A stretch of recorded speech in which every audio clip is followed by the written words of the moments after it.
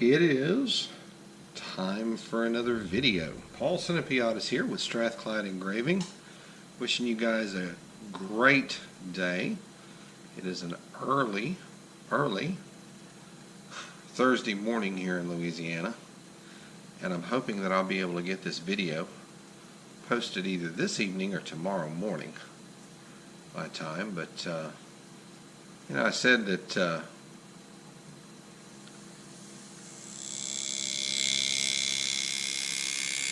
in my last video that the design, or what I was actually going to do for my good customer Schumann Zaman, was going to be a bit of a surprise. But one thing that I will have to say is that when I'm working on a piece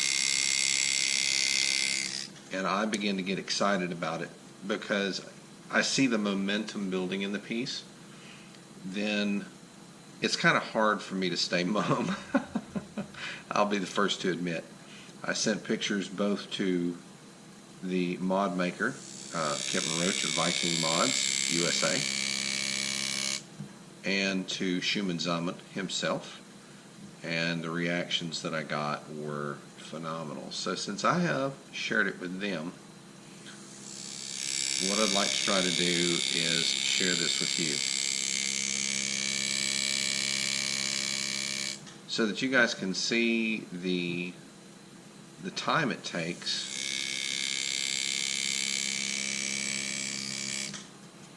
to do an engraving. Every line that's put into the engraving, you have to cut yourself. Obviously, it's not like going to magically disappear.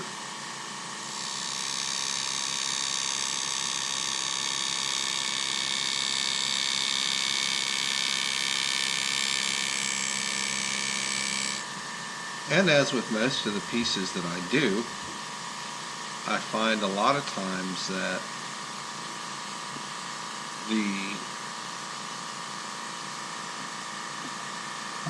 the design begins to grow in my mind's eye as I work on the piece. This piece for Schumann is it's no exception to that rule. This one definitely grew in the mind as I began to cut. The first major change in my design is the background matting. Very, very time consuming. A lot more time consuming than I thought it would be. But now that I have done it and see what it takes, perhaps I can come up with some steps that will make it easier and quicker next time. And if I do that, hey, that's one more hurdle I've overcome. So what I'd like to do while I'm doing this is kind of talk to you guys a little bit about what I have decided to do design-wise on this piece for Schumann. Most of you have seen that the majority of my designs have been based on Celtic knotwork. The reason being is because I've been drawing knotwork for years, and it's something that I enjoy. There are times that I still will sit down and sketch out a design just to have fun, just to keep my eye where it needs to be in terms of design, or where I'd like to keep it. But Celtic knotwork is kind of a mainstay for me. But there's only so many ways that you can do Celtic before it becomes, I'm not going to say monotonous, because every Celtic knot has its own beauty. For those who love Celtic knots, you guys know exactly what I'm talking about.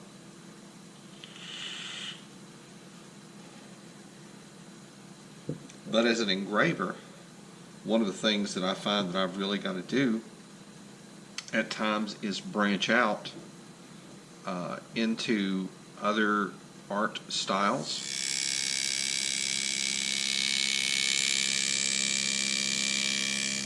In an attempt to keep my work interesting to my customers and desirable to buyers.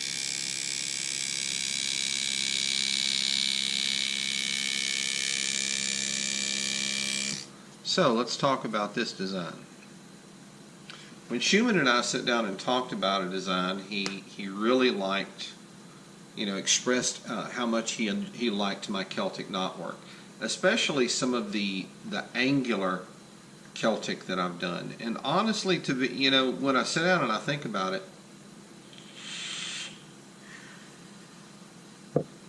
those angular Celtic lines that one weave over another, and I'm not talking about the smooth flowing curves, where you just have like the smooth even circle or the smooth even loop.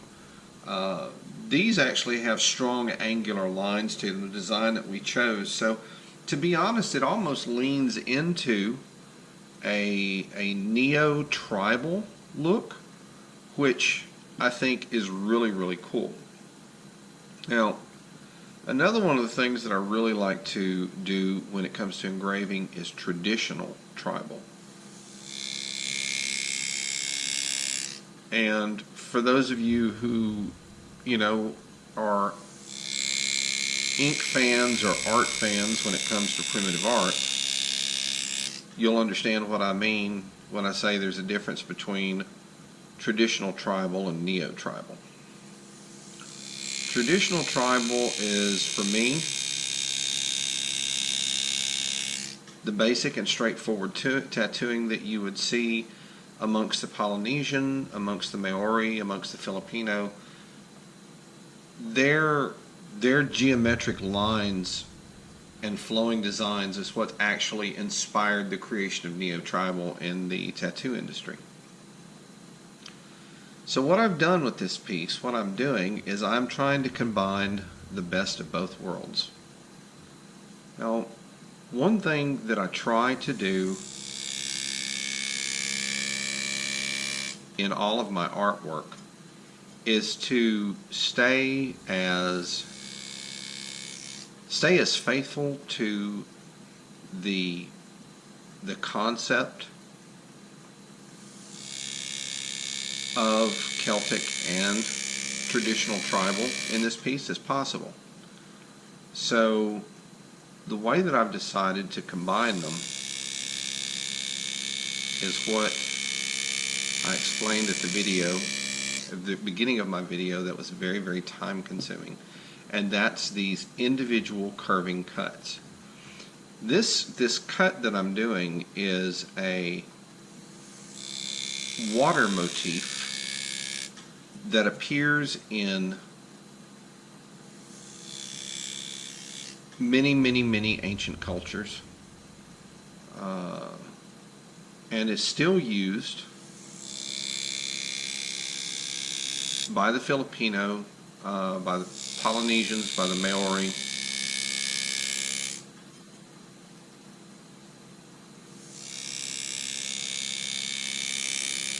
It's a simple cut, yet the final outcome is just breathtaking.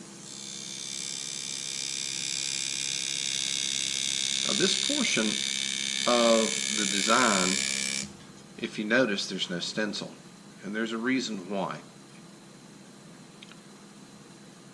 If you take a look at traditional tribal,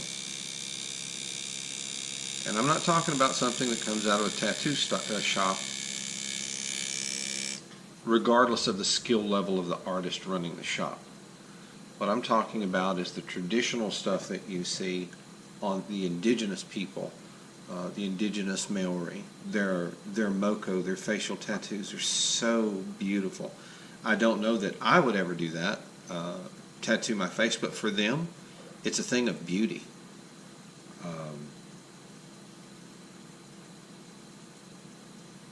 That artwork is never, it's not exact, okay? It's not like laid out, measured lines, done on a computer, blah, blah, blah, blah, blah. This is at the discretion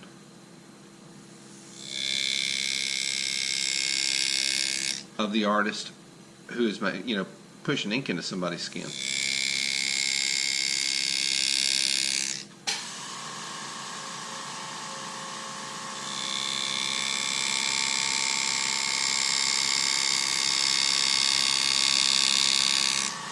I love beautiful ink. Of course, you guys can see my arms.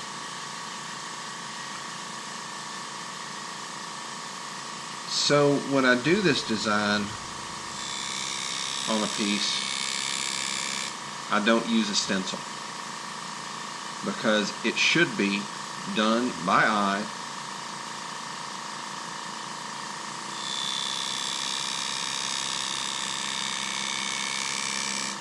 with variations in the piece for me to stay, in my mind, to stay true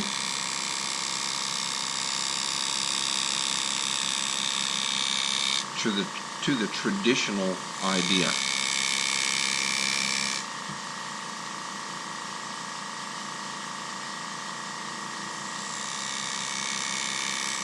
So as you can see, as we've been talking, I'm working my way up a design element.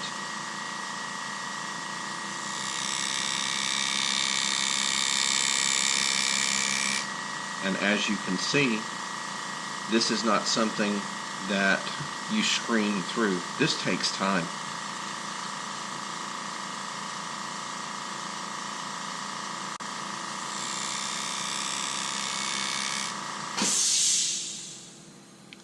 This takes time.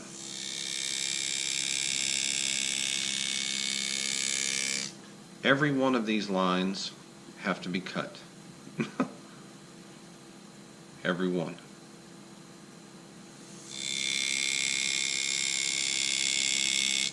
And as you can see, it's not just throw the graver down on the metal and whip it out. This takes some concentration. It takes, keeping your eye on what you're doing. Because let's face it, if these lines start getting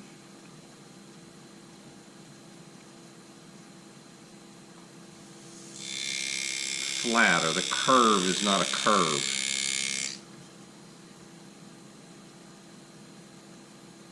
it really doesn't add to the design, it takes away from it.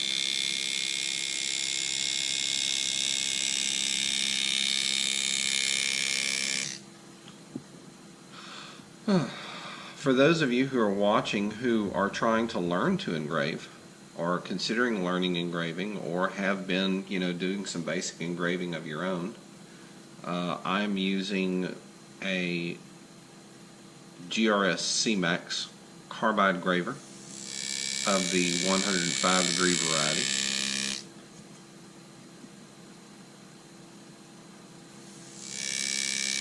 I am using a GRS Graver Mach AT with the smaller Monarch handpiece. This operates at about 5 psi lower than the 901 handpiece, which is the workhorse of my two handpieces. And you can actually see the difference in the two sizes here. This one will move through stainless without any problem. I use this when I do details on softer metals because it allows me a lot more control.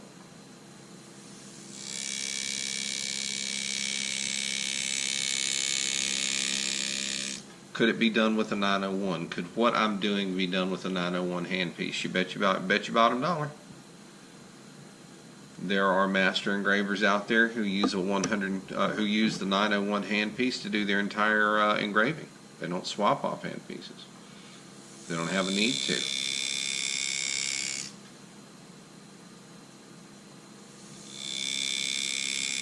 I find that when I'm doing this kind of detailed stuff, that 901 really hits hard. Even when you adjust the foot pedal bias to have more control over what you're putting to your handpiece in terms of pulsed air from the engraver muck. Still, I find it a little tough. So by using the smaller Monarch handpiece, I can actually, I have a lot more control, and I can be a little bit more daring with my cuts and how I do them. I hope at some point to own a trinocular gem scope, or at least one that will allow me to hook a camera to something so that you guys can actually see through the scope and see what I am doing.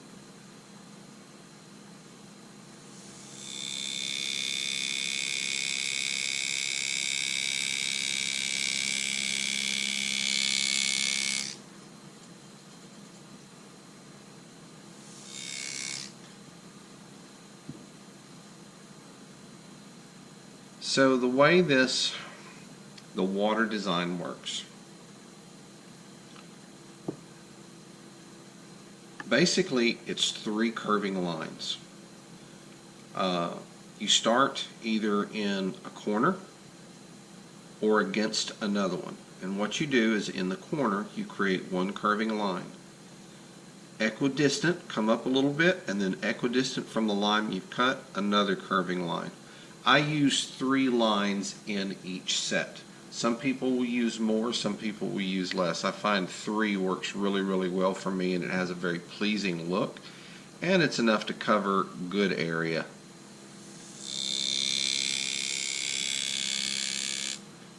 On the design. So what you just saw me do, that real quick twist, this is where 2 of the curved lines come together and meet and form a V. In that V is where I do my first half round cut, which is what you just saw me do. Now what I'm going to do is come back and create 2 more cuts.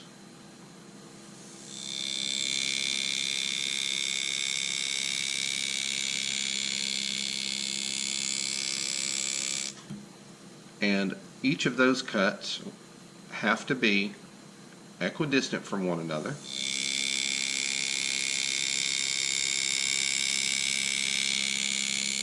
It needs to be a smooth, flowing curve.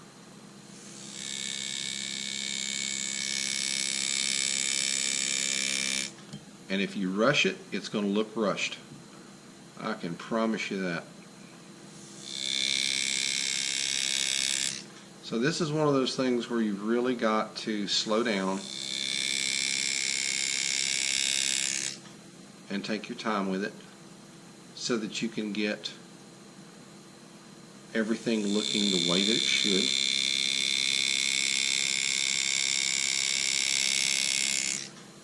And this is where the graver's vise really comes in to play. I'm not moving my hand to curve because your wrist isn't going to get a smooth, even curve.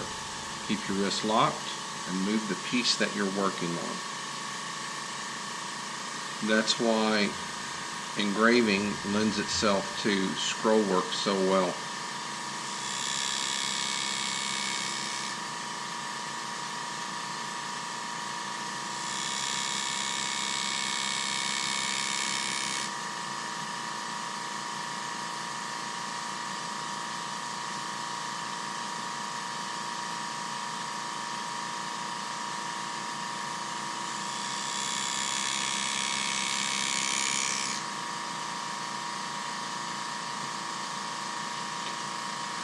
I vary sometimes the size of the center or the first curve.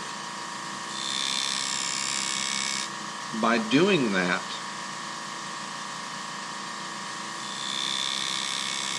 even if the successive arcs are same size, in other words, same distance apart, equidistant, it creates just enough difference in the design to be aesthetically pleasing. You don't want it to be too much smaller because then that just kind of shows up and it looks bad. So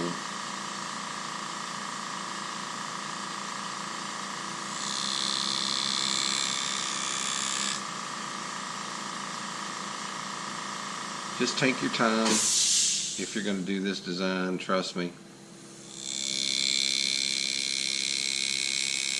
It's going to take you some time.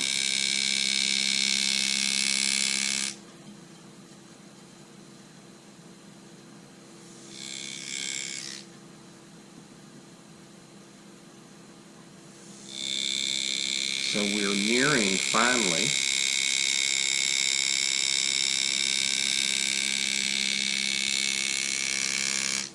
we're nearing the top of the piece, or the top of this element that I'm working on. Alright, and I actually had a little bit done before I started the video. So you're not really getting a true idea of just how long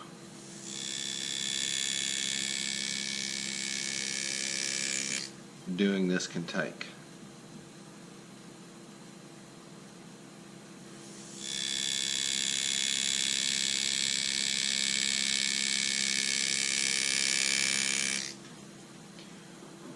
Usually I'll start at the bottom of a design element and work up. I want the curves facing in towards the design.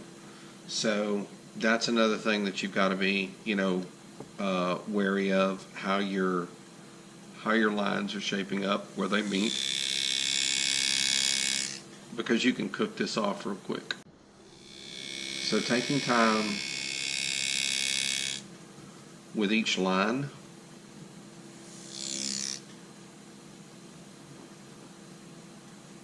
is very, very important.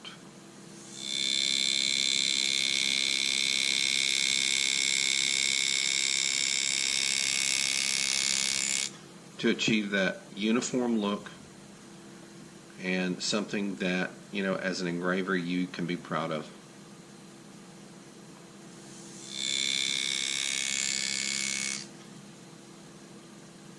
I know that my customer Schumann is making off like a bandit, because the price I quoted him is a lot less than the time I've got in this. I won't ask him for more though, because I gave him a quote and I'm going to stick to it. Man says I'm going to do this and I'm going to do it for this much. You do it for that much.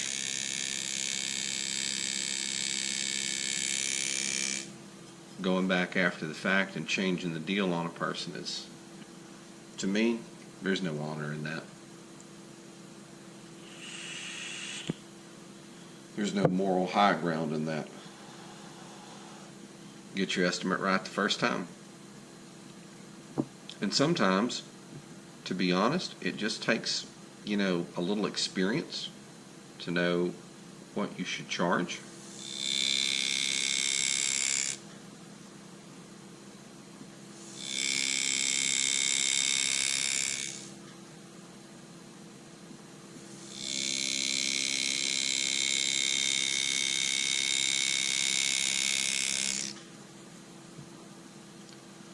This is coming along pretty good. Once you start doing it, you get kind of a muscle memory kind of thing going, and you know what you need to do to achieve a certain line or look, that kind of thing.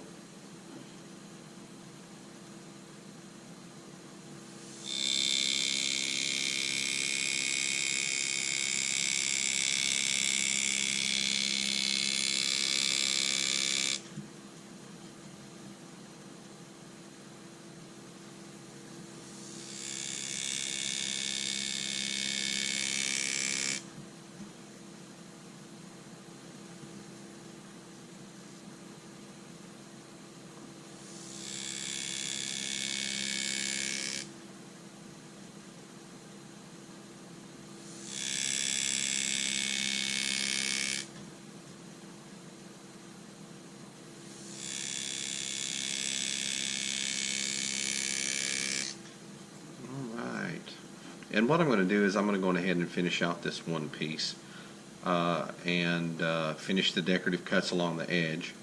and then one of the things I'll do is come back and show you how I do my lines, my parallel lines.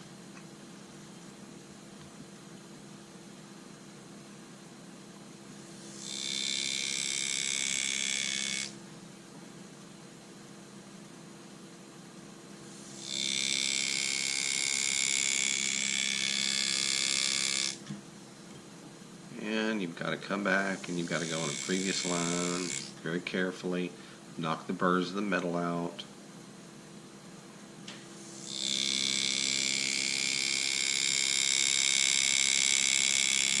You know, it's hard enough to control a graver. That's a huge learning curve, and I'll tell you why. Normally, when a person, when you do engraving, it's done on a flat plate or on a flat surface for that matter. That's a stainless steel practice plate. So here's what you're controlling. Not only are you controlling how much pressure you put to cut your line, okay? You have to control that. You have to be mindful of the angle of the graver to your work surface. A steeper angle and your graver digs right in. A shallower angle, your graver will slip out. There is a sweet spot you will eventually learn, and you'll feel it if you've done some engraving, where you know your graver is cutting a good line.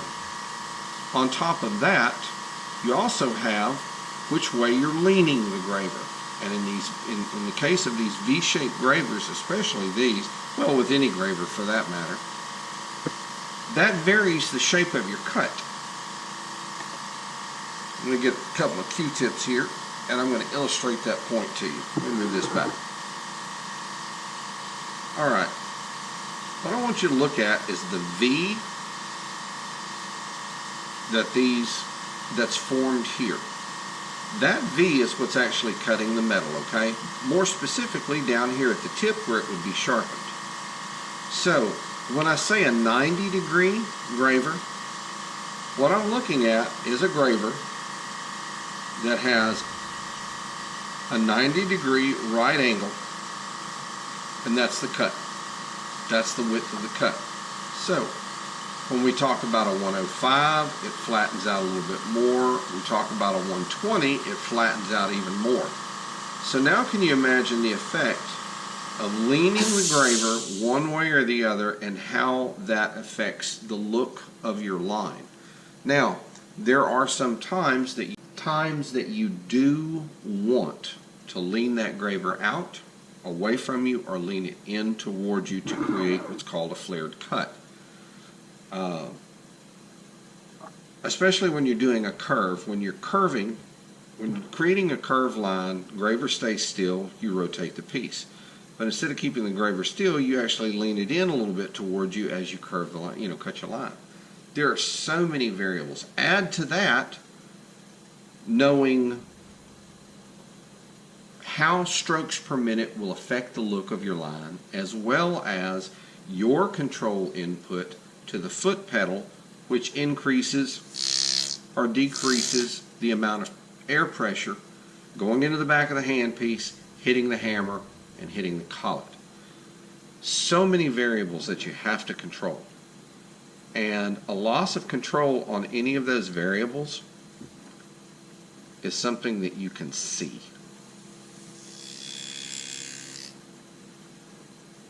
It is something that you can see.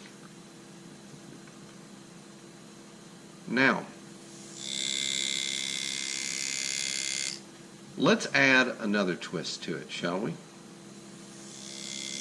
And that twist is the tube. A constantly changing surface. It's not flat, and the angle at which you cut has to constantly change. This is why it takes time for a quality engraving.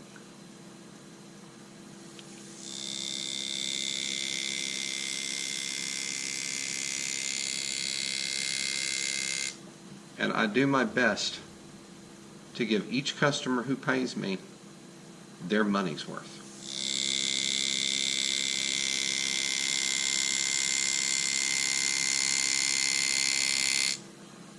There's a phrase we have here in Louisiana.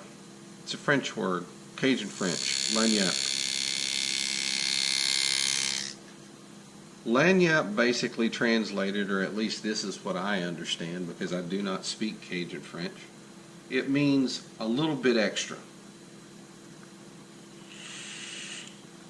So let's say you go buy a dozen donuts.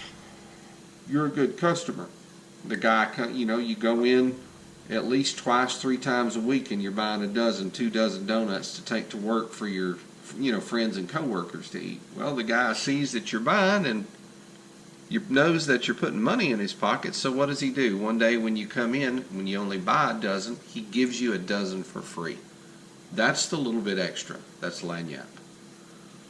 So what I try to do when it comes to my engraving is always build some lagniappe into the piece for my customer. The little bit extra. Because if I can do that,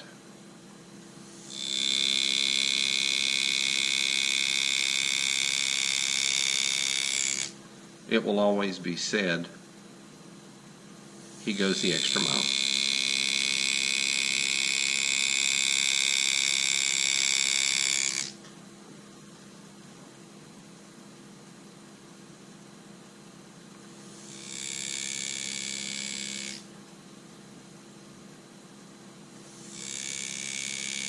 Okay, we're nearing the completion of this design element. We'll do the decorative cuts along the side before we move on to the next piece, and I do my parallel cuts.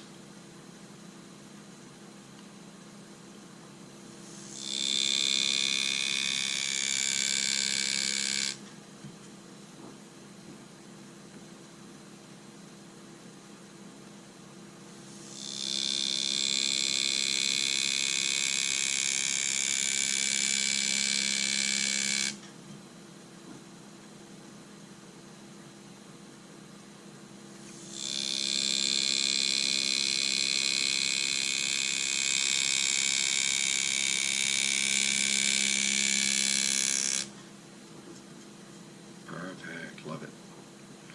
All right.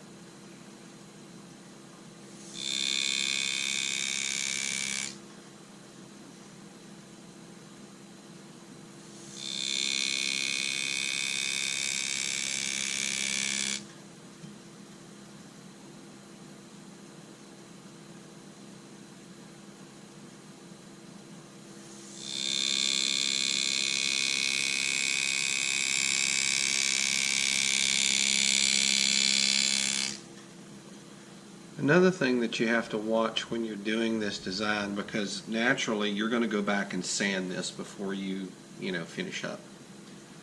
Making sure that your lines are uniform in depth is really important, because as you sand, if they're cut, just barely cut, what happens is that portion of the design kind of doesn't stand out as well as something next to it that has a deeper cut.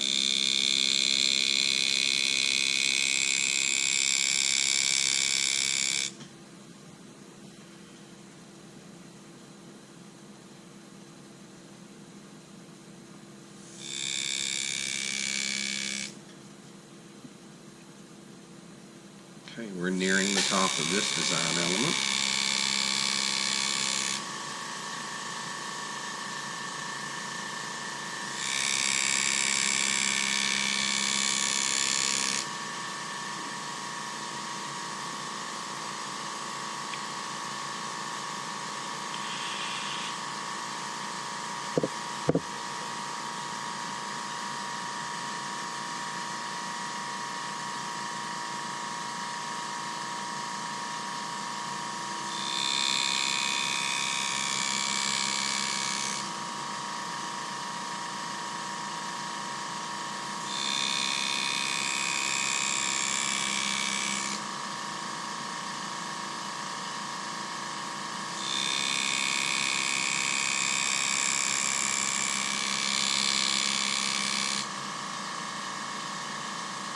Another tip, especially on soft metals, on any metals for that matter, but more so soft metals from what I've seen.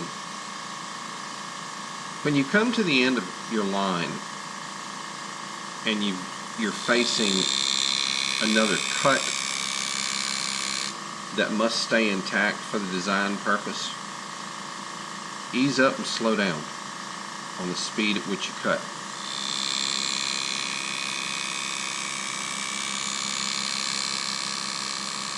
Because if you don't, you could be here screaming right along, turn around and rip. All of a sudden you've got a line that goes all the way across the piece that you're not going to be able to sand out. Slips can and will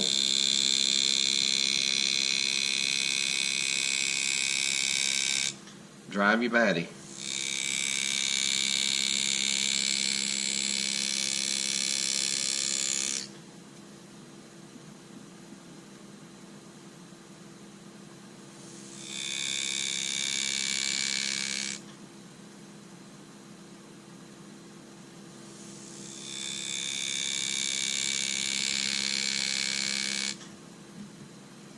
Even if the lines that you cut aren't that long, like this one area that I'm working in, it's kind of narrow, you still want each of those lines that you cut to have a little bit of a curvature to it so that it will match the surrounding design. So sometimes getting in there is difficult. That's where prepping the tip of your graver comes in handy. Now, Sam Alfano, master engraver, when he talks about sharpening gravers, this top part is actually put on a grinding wheel.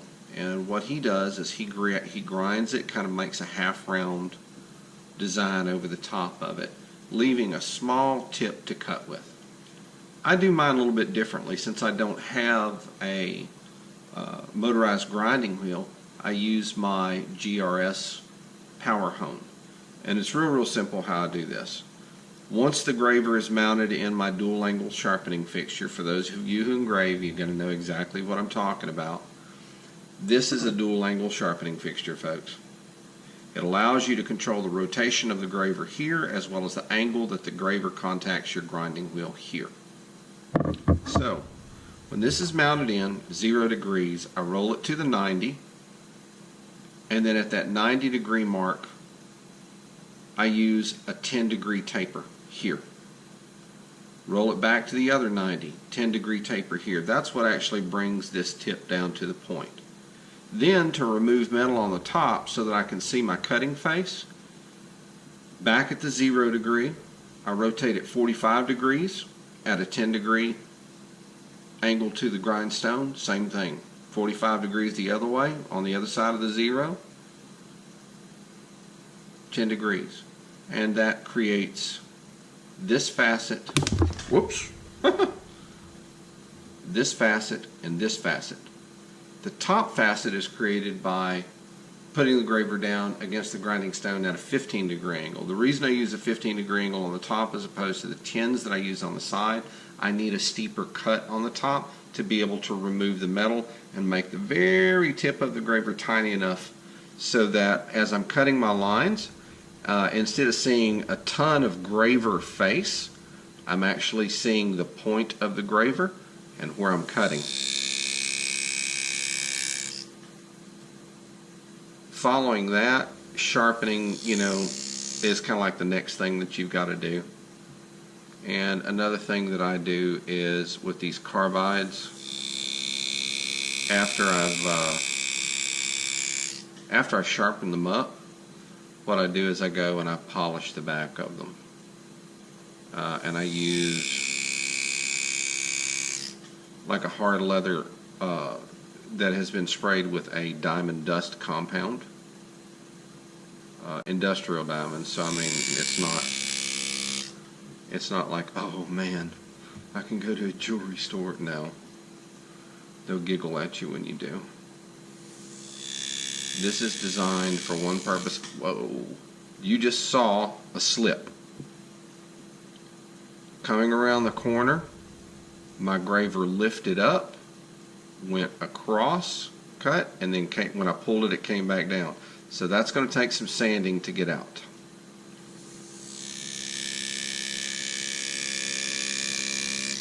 That is why you have got to take your time doing this and stay focused on what you're doing. Because the first time that you don't,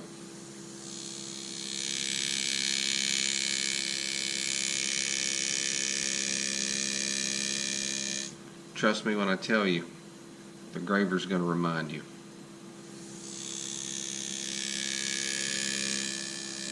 Now, one of the blessings about this is that the design that I'm doing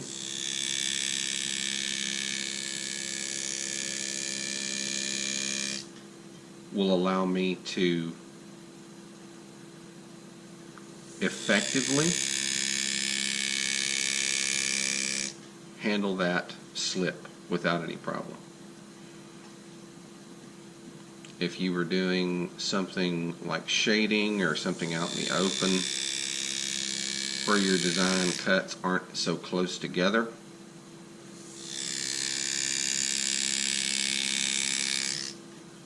you'd probably be saying a few choice words.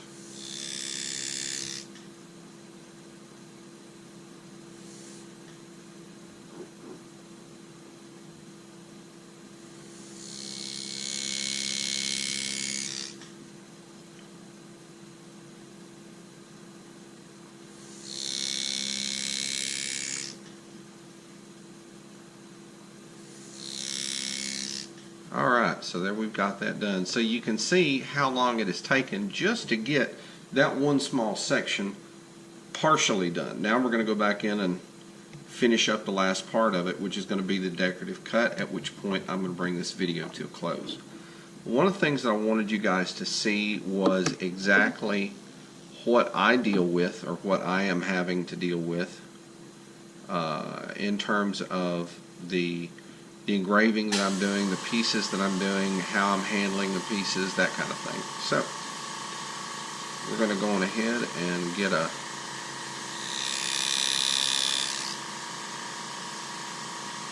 start on this piece. The decorative lines along the side.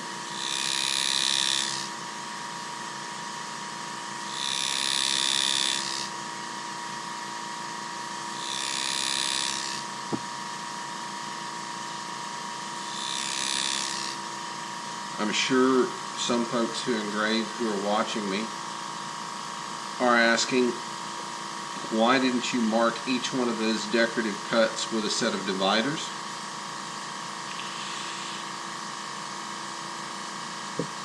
And to me, that's pretty simple.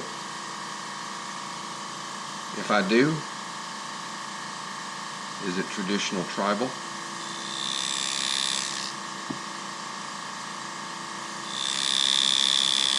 Is it staying true to that form?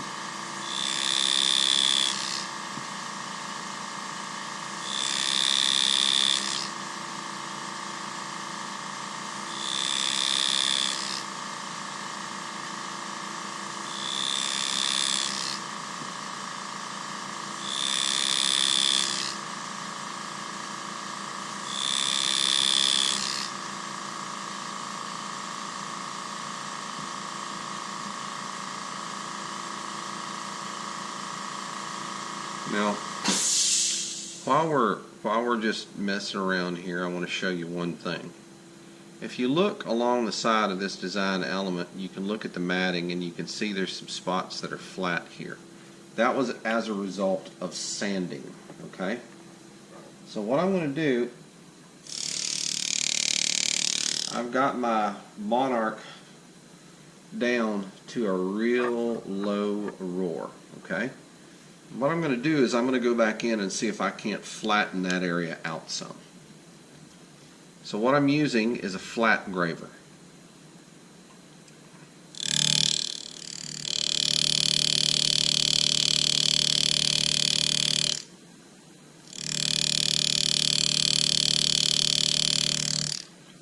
So along that area where where I see that it's higher,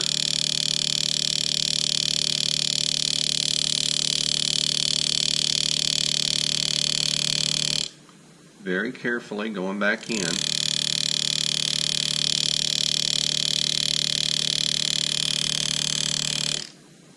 and cutting that high area down.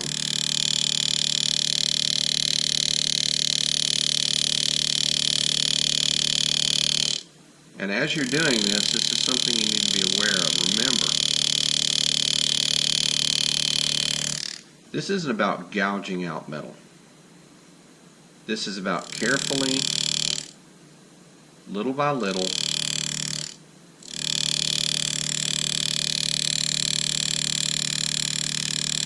shaving away raised metal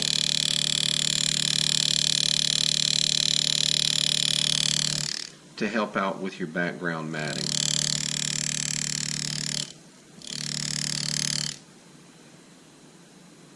So I'm going to come in from the opposite side here.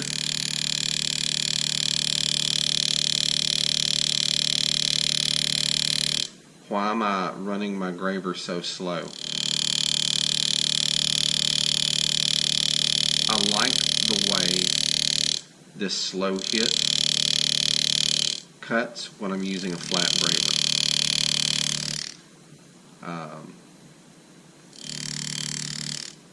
I think it's as much about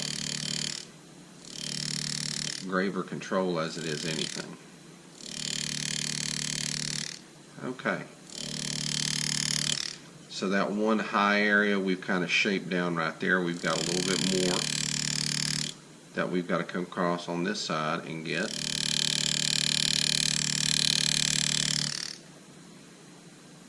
Got another real high area here.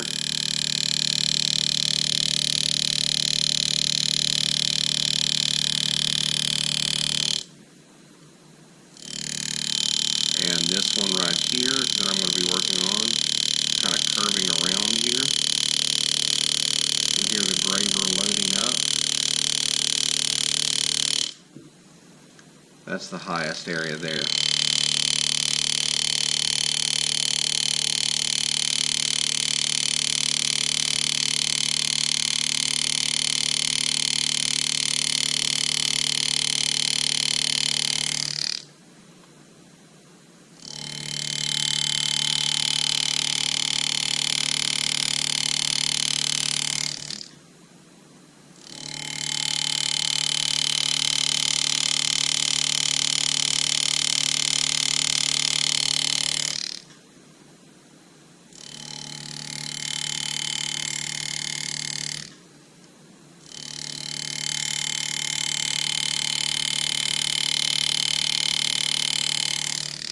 You can't just cut one thing. After you've done it, you've got to go back and blend it in. And sometimes that takes some doing.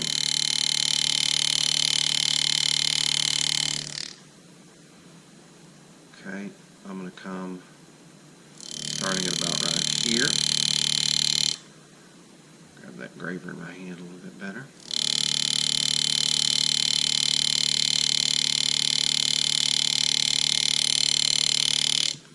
I'm going to knock down this high spot.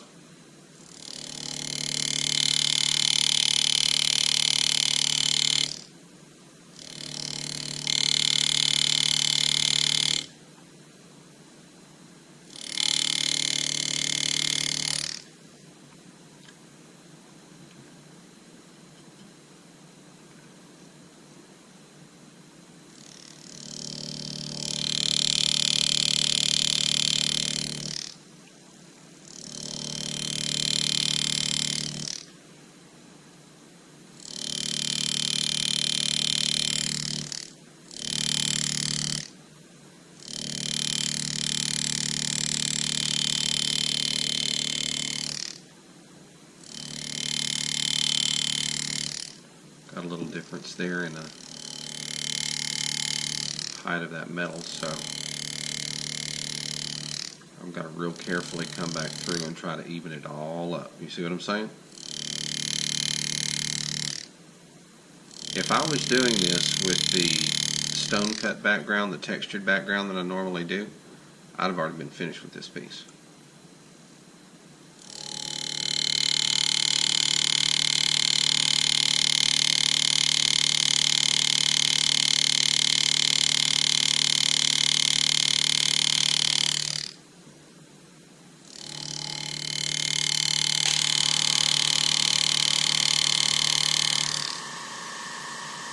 Alright. I think we did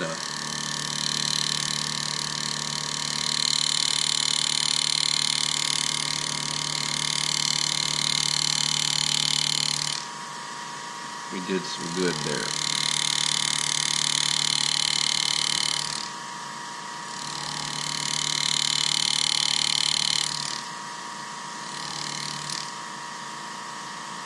And there's a high spot here. All of these high spots I'm going to have to come back and hit with a graver. There's no two ways about it.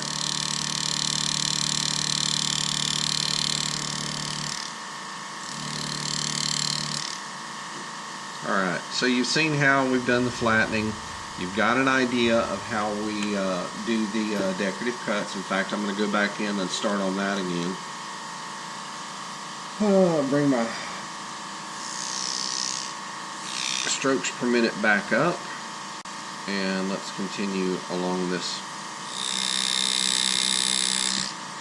road here.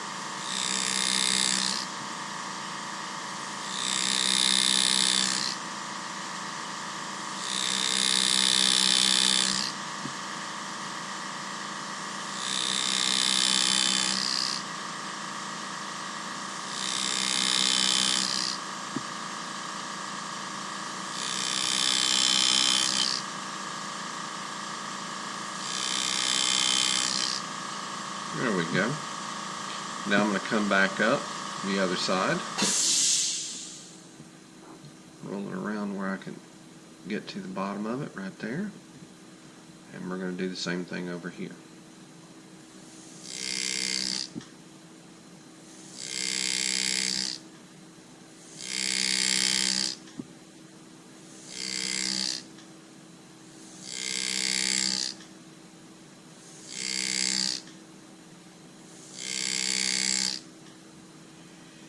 And let's rotate it a little bit more here.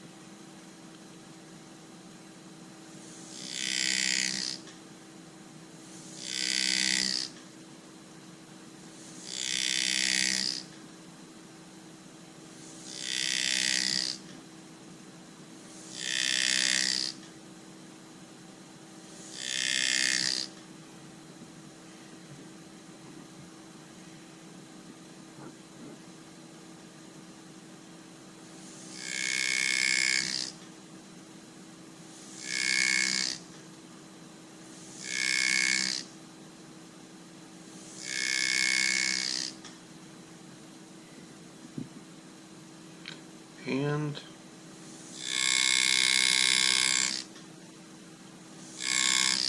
with those two lines, I believe what we're going to do is bring this portion of this video to a close, or this portion of the video on the project to a close.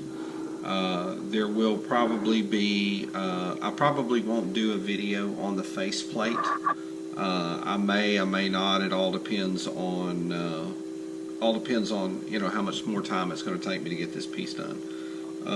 Engraving on a flat plate makes a huge difference. This is the faceplate that will actually be going with a gorgeous piece of moku. Honestly, Schumann, I'm jealous, dude. This is going to be a killer mod. But folks, thanks for stopping by and taking a look and getting an idea of what I do. So what we've got to do now is the same thing that you saw me do here has to be done on all of this, all the way across. I've got the bottom done. Then I've got to go back in and work on my lettering. to bring my lettering out and make it look good. I'm not going to do the parallel cut because I just don't want to take too much of your time. But folks, thank you so very much for stopping by. I appreciate all of my viewers so much. I can't tell you how much I appreciate it. You guys are the encouragement that really kind of keeps me going. Subscribe to my channel. Easy to do. Create a Gmail account, and with your Gmail account you can sign into YouTube, and then when you see a video or something like that you like, you can put a like on it. You can subscribe to the channel. Actually, I'm watching more YouTube than I watch TV because I can choose what I want to watch instead of letting programmers choose for me what I'm going to watch. But a lot of fun stuff on YouTube to watch, and that's one of the reasons why I'm there. But yeah, drop by, subscribe, drop me a like, drop me a comment. Love them. Appreciate you guys all the time for when you're dropping by and making comments, dropping me a like. But again, thank you so very much for your support, your undying support of my craft and for me. So take it easy, folks. Paul Sinopiata, Strathclyde Engraving, signing out. Take care and have a great day.